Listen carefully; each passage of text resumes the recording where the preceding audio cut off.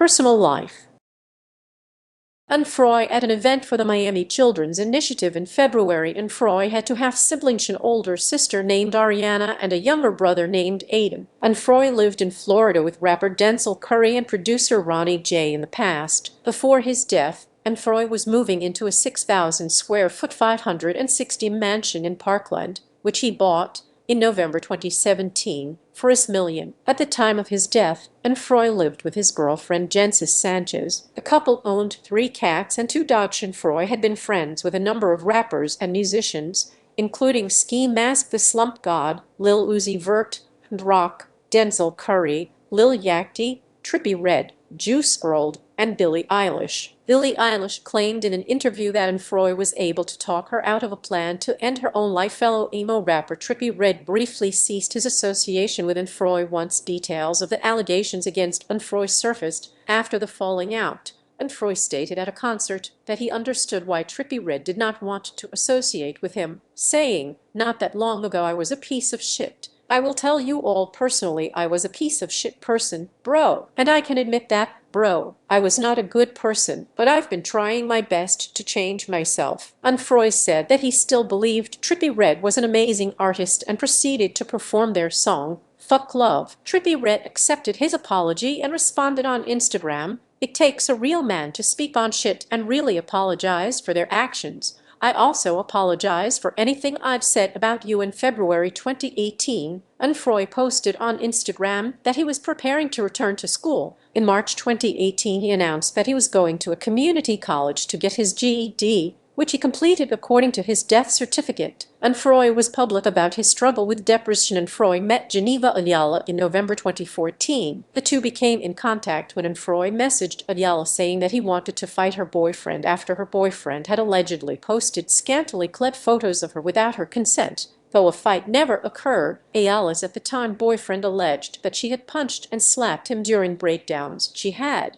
though he admitted he had slapped her back occasionally to snap her out of it. Ayala's mother kicked her out when she was 16 and she had been living with her at the time boyfriend until they broke up. In 2016, Ayala moved in with Unfroy and his roommate. Unfroy's ex-girlfriend Geneva Ayala had accused Unfroy of domestic abuse. According to Ayala's statement, Unfroy beat her at times, choked her, broke clothes hangers on her legs, threatened to chop off her hair or cut out her tongue, pressed knives or scissors to her face, and held her head underwater in their bathroom while promising to drown her. "His favorite thing was to just backhand my mouth," Ayala says. "That always left welts inside my lips." Her first incident of domestic violence allegedly occurred when Unfroy slapped Ayala and broke her iPhones because she had complimented a male friend on his new jewelry. Unfroy later repaired the phone. In one incident recounted to a prosecutor, Ayala said Unfroy asked her which object she wanted him to force into her vagina,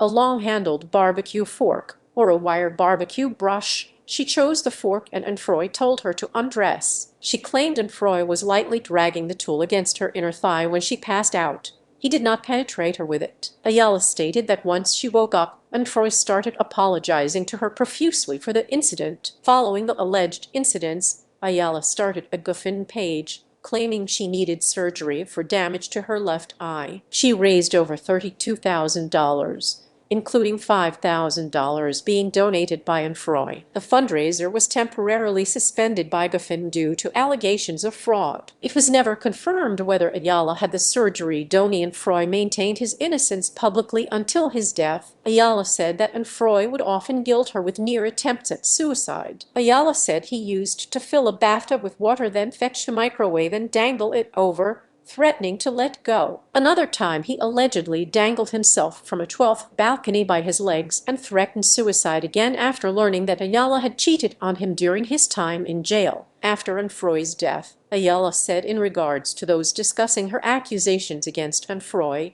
"It's disgusting that people are speaking for me." Responding to those who criticized her for mourning Unfroy after his death, Ayala said on her Instagram story, "Did y'all know him? No, y'all did not. I knew who the fuck he was. I still fucking love him. I lost someone very dear to me and I can grieve whenever the fuck I fucking want to." Roommates of both Unfroy and Ayala describe Unfroy's remorse after the alleged incidents and say that Onfroy said he badly wanted to control his anger. This included an occasion where Onfroy was described as falling to his knees and weeping, begging to himself for his behavior to change. Some psychologists have speculated that Onfroy may have suffered from an attachment disorder stemming from the absence of his mother and father during childhood, which could have made him prone to uncontrollable violent outbursts. Onfroy was re-diagnosed with bipolar disorder as an adult after initially being diagnosed as a child. Onfroy had been seeing a therapist and began taking medication by the time of his death in New Year's Eve 2017.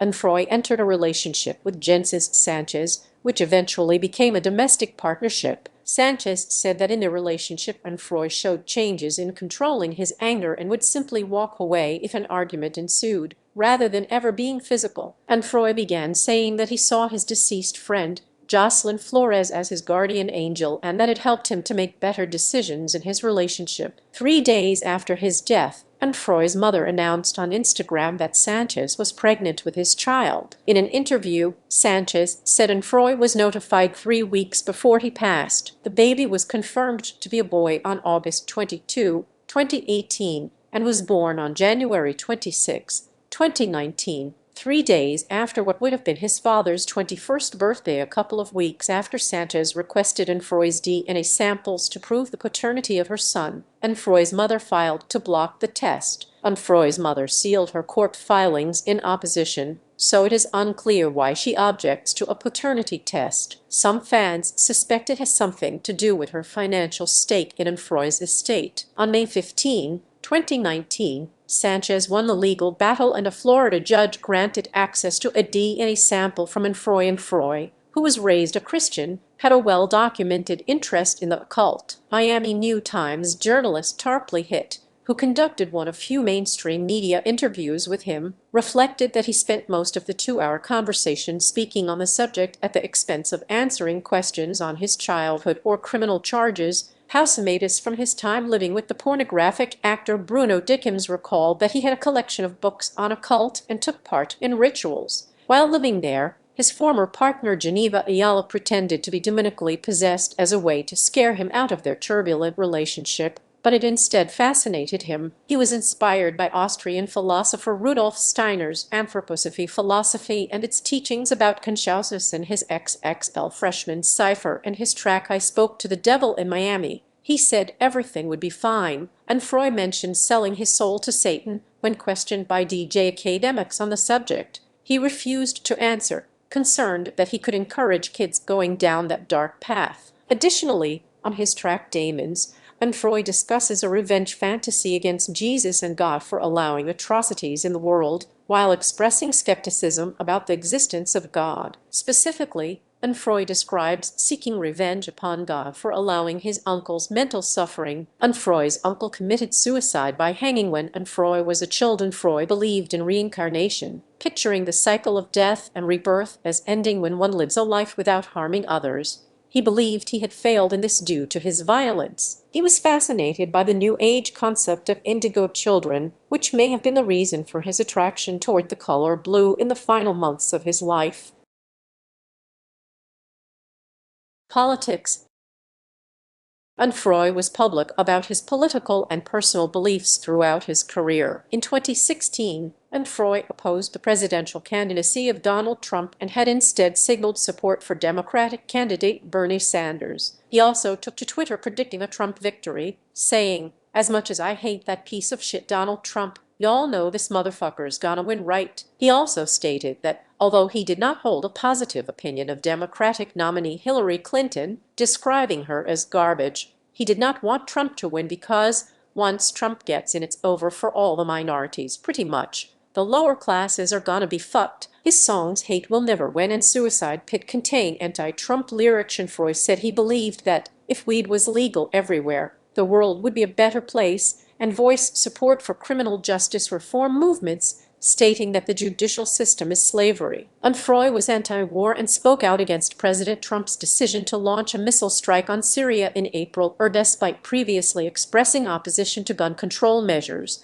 Onfroy reversed his stance on the issue following the 2018 Stoneman Douglas High School shooting in Parkland, Florida, and Froy held multiple charity events for the March for Our Lives movement and visited Parkland survivor Anthony Borges in the hospital while Borges was recovering from gunshot wounds. Froy was characterized by much of the media as homophobic following a widely seen interview he gave to Adam in April 2016. And Froy told Adam that one time when he was in a juvenile detention facility, he attacked his gay cellmate for staring at him while naked. And Froy explained, "I was gonna kill him type shit because of what he did, but was ultimately restrained." After Froy's death, Liz Lazzara's article for CNN described him as homophobic, and similar characterizations were made on social media. However, friends and collaborators said he was not homophobic. In the same interview, Froy stated in clarification, "I am not homophobic," and expressed his support for the legalization of gay marriage. In a 2017 interview with The Fader, which was released in November 2022,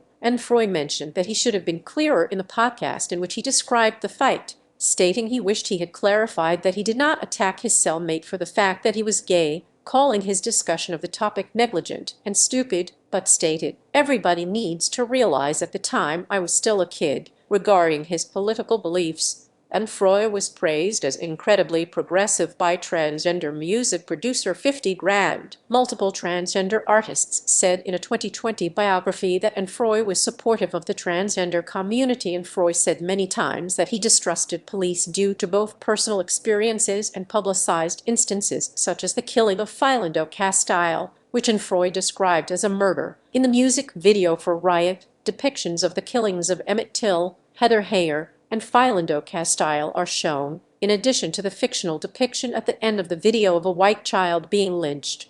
Froy said that the last depiction wasn't an expression of reverse racism, but was to show that public outrage from the video would be more so focused on the fictional white child's death rather than the depictions of actual racist killings. Froy expressed frustration in a 2017 interview that the officer who killed Eric Garner was not arrested during the Revenge concert tour. Froy had publicly declared his support for civil rights and gay rights, and denounced racist and homophobic rhetoric from hate groups such as the KKK, saying, "I don't give a fuck if you're black, white, yellow, purple, don't give a fuck if you're gay, I don't give a fuck if you're straight, I give a fuck if you're a person, I stand for equality for all people." Legacy.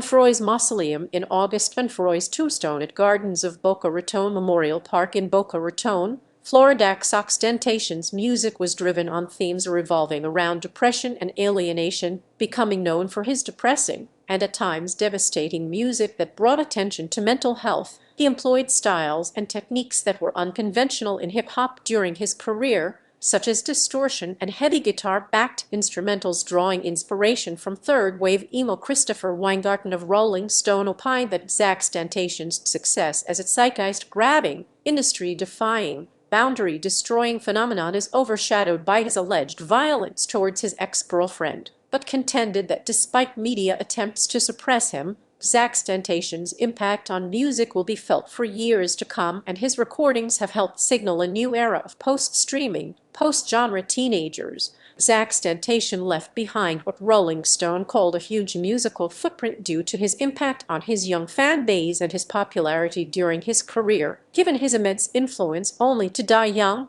the article compared his cultural impact with that of Ritchie Valens and Darby Crash. Chris Willman of Variety described in a 2022 article that while XXXTentacion was a flawed individual, during his career he nearly became rap's own Kurt Cobain, and mentioned that it was heartbreaking to see XXXTentacion killed just as he began to show signs of warmth, self-awareness, and a desire to help, highlighting his ambivalent public reception during his short career. Billboard wrote, "Provocative and polarizing artists seemed to thrive on controversy as much as art, often blurring the lines between shocking reality and button-pushing creativity." XXX's short career was characterized by both in equal measure making the Florida rapper a martyr to a legion of fans and a cautionary tale to so many others. In June 18, 2019, exactly 1 year on from XXXTentacion's death, an official documentary on his life was announced. It featured footage of Froy from around April 2017 telling biographical details. On February 2, 2022, it was announced that the film, titled Look at Me, would be released on the Hulu streaming service on May 26. XXXTentacion has recertified sales of 38 million units in the US and BPI certified sales of over 7 million units in the UK. He is also one of the top 20 all-time best-selling artists in terms of digital singles, with a total of 49 million RIA-certified digital sales as of October 2020. In August 2021, XXXTentacion's single, Sad, was certified diamond, and artists such as Billie Eilish and Juice WRLD have cited XXXTentacion as a musical influence. XXXTentacion has been cited as an influence by a number of artists, including Billie Eilish, Juice WRLD, Kendrick Lamar, Lil Nas X, Trippie Redd, and Kanye West. As of August 2022, XXXTentacion's last Instagram post before his death holds the record of the third most liked Instagram post of all time, with 29.9 million likes according to YouGov polling as of August 2022. A plurality of Americans view XXXTentacion positively, with a high percentage of Americans who have heard of XXXTentacion holding a positive opinion and a high percentage holding a negative opinion. A high percentage of respondents said they have heard of XXXTentacion. He is most famous and popular among millennials and Generation Z, with a high percentage having heard of him and a high percentage of those holding a positive opinion. He is known by a high percentage of Generation X and a high percentage of baby boomers. XXXTentacion's personal life and history are noted as prominent parts of his legacy. An article in The Guardian described his legacy in more critical terms, stating that he will be remembered mostly for the unusually cruel violence he committed on vulnerable people, particularly his ex-girlfriend, crimes for which he never expressed remorse. Mutual friends of both XXXTentacion and his ex-girlfriend dispute this narrative, recalling times when he had broken down in remorse. According to the article, his music reflected a life lived with disregard for humanity,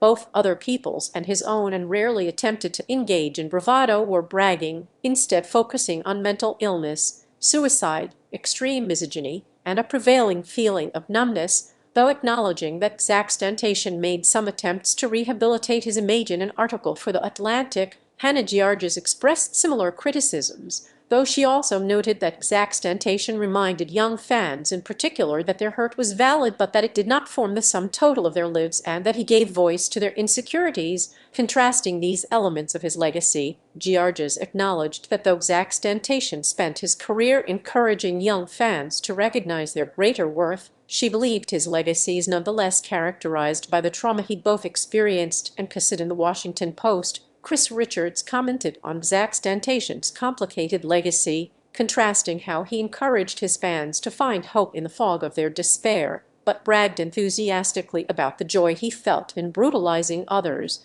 According to Richards, XXXTentacion's music brought solace to the depressed while validating the sort of violence he practiced, and legitimized the pain of his fans while erasing the suffering of domestic violence victims. XXXTentacion's music serves as an example for Richards of how a hateful song might normalize such feelings in hateful people, which contributes to the profound paranoia in society about the hatred that might be in the minds of others. In an article for Vibe, while acknowledging XXXTentacion's controversial history, Shinka Golding criticized those celebrating his murder. Golding commented in response to these reactions, "Yas was 20 years old, which means 5 years ago he was 15, and 10 years ago he was 10. His death has required that we be the bigger person and acknowledge and respect that his life was taken, even though he didn't offer the same courtesy through his music and actions. If this 20-year-old was killed, and some of us find joy in that, how much have we exfoliated away at our own empathy and humanity? How raw have we become?" Golding stated that although she would not condone XXXTentacion's past actions, he should at least earn your silence, because being delighted and vocal about his untimely death, despite his horrid past, is just wrong. In an article for Slate, Jack Hamilton shared similar sentiments to Golding, warning of the slippery slope of moral absolutism in the wake of XXXTentacion's death, calling those celebrating his murder self-righteous and stating, "I have trouble mining any feelings of superiority or justice from the killing of a 20-year-old, no matter what he did in his life." Hamilton added that he disagreed with the notion that XXXTentacion was irredeemable, but now he'll never have a chance. Hamilton also cautioned against demonizing XXXTentacion's fans, writing, "Those people just lost an artist who was important to them, who spoke to and for them when no one else seemed to, who just died in an act of brutal violence, and almost all of us of at any age know what that's like. Jordan Bassett of NME additionally shared a similar point of view to that of Golding and Hamilton, writing, "Was exposed to unspeakable violence in his past. We know patterns of abuse repeat themselves. This, of course, is not an attempt to excuse the things he did, but it does suggest they were the actions of a damaged child rather than the twisted bogeyman he was depicted as on social media." In an interview with NME, rapper and singer Juice WRLD gave a defense of XXXTentacion, commenting, "Everybody has their mistakes. A mistake is a mistake. Some are more severe than others, but we are no one to judge the severity of someone's mistake. As long as we doin' wrong, as long as we sinnin', you can't judge nobody else's mistakes." A Rolling Stone journalist and author Jonathan Rice, who authored a 2020 biography of XXXTentacion, criticized the media's portrayal of XXXTentacion, saying they bundled his sins into listicles and timelines, partaking in an almost gluttonous level of hatred. They made a monster and sold it. Rice also wrote, "One of the saddest outcomes of losing X so young is that he never got to take responsibility for his actions, but given all he did in that last year and how far he'd come, it's not far-fetched to imagine that he may have." Rice commented on XXXTentacion's legacy in more favorable terms, writing, "If being a fan of XXXTentacion or Yas and Freud could mean being a believer in second chances and the power of redemption, that would be a hell of a powerful legacy." XXXTentacion's ex-girlfriend Geneva Ayala, who had accused him of domestic abuse in 2016, said of the controversy surrounding her and in Freud's past, "It's disgusting that people are speaking for me. I don't care if no one cared about me however many months ago. I didn't lose my life. It did. It's permanent. I'm still here. Like, how do you think that makes me feel? Everyone expecting me to be relieved or happy. No, I'm broken." Following XXXTentacion's death, Ayala appeared in the music video and the cover art for the 2019 single Hair Teeter. Discography. Main article, XXXTentacion discography studio albums 2017, 2018 Skins 2018 Bad Vibes Forever 2019 compilation album Look at Me, the album 2022 collaborative album Members Only, Vol. 4 2019 as part of Members Only. Filmography. The Revenge Tour 2017, A Helping Hand 2018,